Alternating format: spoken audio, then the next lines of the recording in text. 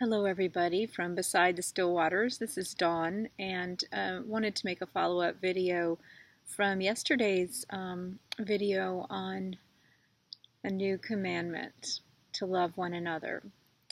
And you'll see I'm sitting on the floating dock here, and there's an empty chair beside me. That's intentional. There are two chairs out here, but it's intentional that it is sitting there, and it is not empty. It is not empty.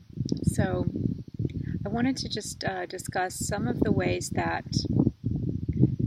we can be love, and that as we move through the times that are unfolding now and that will continue to unfold through the next several months and into 2017 as we adjust to the new energies that are coming in, there are choices that we can make in terms of how we move through that. We can be reactive, as many of us have been accustomed to being throughout the course of our lives, or we can simply remain present to our own process, be aware, yes, be involved where that is necessary, required, or where we feel called to do so. But to witness, to observe, but to not be shaken, to absolutely find our grounding in the unshakable kingdom of faith, and to remember who we are, which is love. Love is who we are. So there have been many great teachers through time who have taught us about love. And it's important as the next several months, the events that occur, it's important for us to return to those teachings.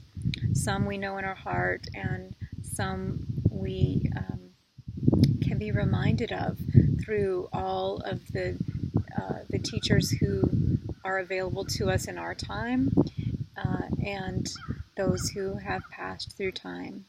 So I invite you to return to the sources that you feel led to, and to trust, but also to be discerning. So if you have a question about who you can trust or how to discern, return to your heart and close your eyes for a moment and just return to your heart and ask your heart, does this feel true? And begin your day, as I mentioned yesterday, begin your day by reminding yourself that you are love, and that all of the external events that you see playing out around you, whether they are of the natural disaster sort or whether they are clear abuse of power and manipulation and wrong action, not to judge, but action that is not rooted in love. Let's put it that way. Yeah, that's a good correction. Actions not rooted in love. This is why I have the empty seat over here that's not empty. Because Dawn's ego wants to say some things right now that are not very kind. But I'll stick with love because that's what we're being asked to do. And in a sense, that's, kind of what this 3 days has been about for me, because I realized that while I seek to do that on a day-to-day basis in my life, it's very easy to get distracted when egregious actions come to light, both in our personal lives and in the world at large. And also when there has been any action on the part of others, or that we have been,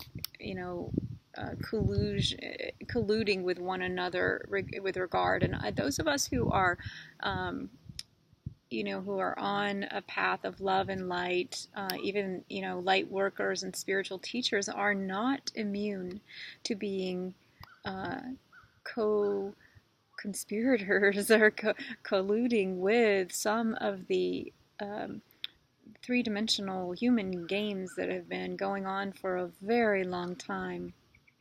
So here's the good news. This is an opportunity. Whatever is happening is an opportunity for us to return to the whole of who we are and to walk forward in the way of wholeness.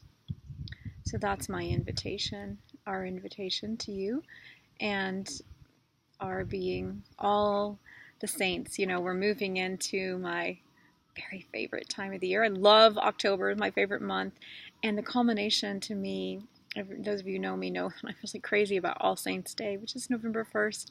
I feel such gratitude with those who have been with me on my journey, and there's such a gracious presence here for us. And if you have been walking through your life and just treating the saints, if you will, and not the saints that are called saints by the Catholic Church or any other church, all the saints that are here and now, and all the realms of support that we have from those who have made this journey before us, and from those from the angelic realm, and from those who have come to earth and graciously given their lives in some cases, and they're dedicated the whole of their life, or the journey that they made was an example of love at work in our hearts and our souls, and of our soul's truth and radiance. So All Saints Day is November 1st, and such a joyous time of year for me. So I am looking forward to that. And I want to encourage us, as we move toward that we can look around and we can think, what is going on here and what is happening? And it can be unsettling and discouraging, and we can just want to escape. Like, let's go back to where we came from, or let's just, this is for the birds, for those of us, who maybe can't bring ourselves to believe in, an afterlife or a before life. That's fine. Just be here now and be present. And I believe that as you connect more and more with your heart and your soul, ask yourself, what does my heart desire? What does my soul want to tell me in this moment? Ask those questions rather than fixing your eyes on the external events. I just want to really invite us to return to our whole self and our soul self, and to be present to that, because that is where the miracle is. That is where the pure joy is. That is where the radiant realization of who you are and who you have come to be is. It is in the moment. It is right here. It doesn't matter what's unfolding outside of us. It doesn't even matter if you believe it's real or not. It doesn't matter who has done what to who, or what lies have been told, or what a mess we have created for ourselves, or what wrongs you have done, or how another individual or group has misrepresented you, or how long you have suffered, or how different you wish things were.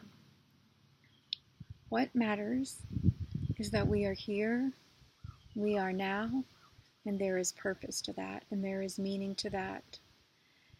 And while there are many unique reflections of the one light that we all are, and we shine in different ways, and we have different soul gifts to offer, the fact is that the real underlying purpose and meaning to this life is that we come to understand what unconditional love is, and that we step into it to the best of our ability.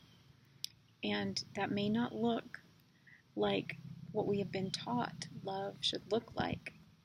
And that may not be, it's not a single representation. That's what's beautiful. That's what's beautiful.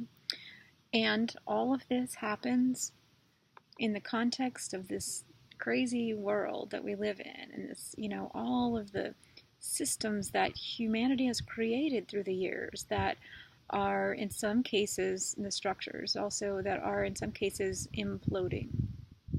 And we're seeing that they have been built on false foundations, or perhaps will see in some cases in the future. So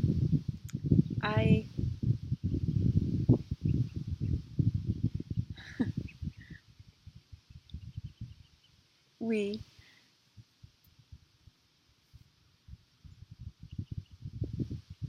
bring you love